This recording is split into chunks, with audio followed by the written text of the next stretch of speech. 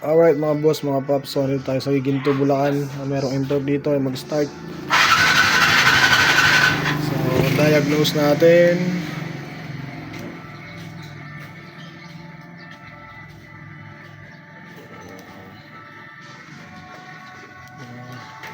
Diagnose natin siya para malaman natin.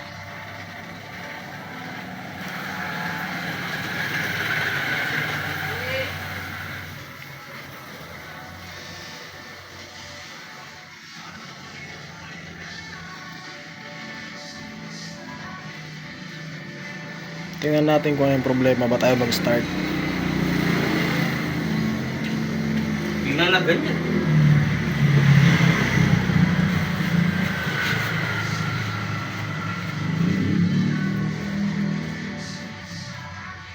Ayan.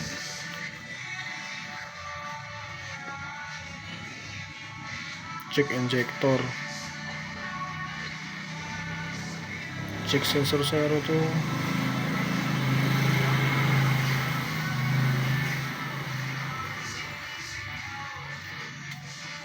Ayun.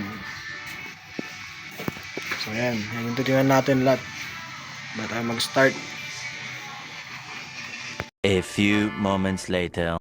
Yan mga boss, mga paps, so mag-clear data muna tayo kasi nag-check engine to. Ayan. So clear data tayo.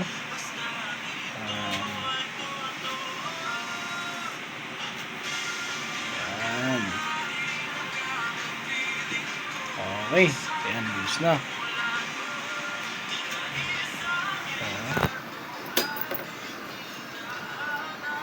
Ngayon, tapos na testing natin.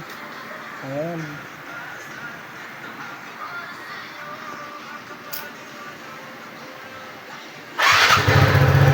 Ayan, okay na.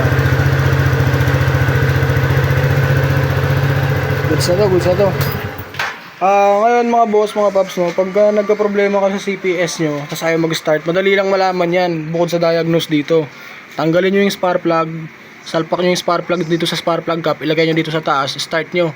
Kasi pag CPS, walang kuryente. Matik yun, hindi talaga mag-start. Dapat yan may kuryente lalabas para mag-start. So ito, goods na yan. Nagawa na yan. Testing ulit natin.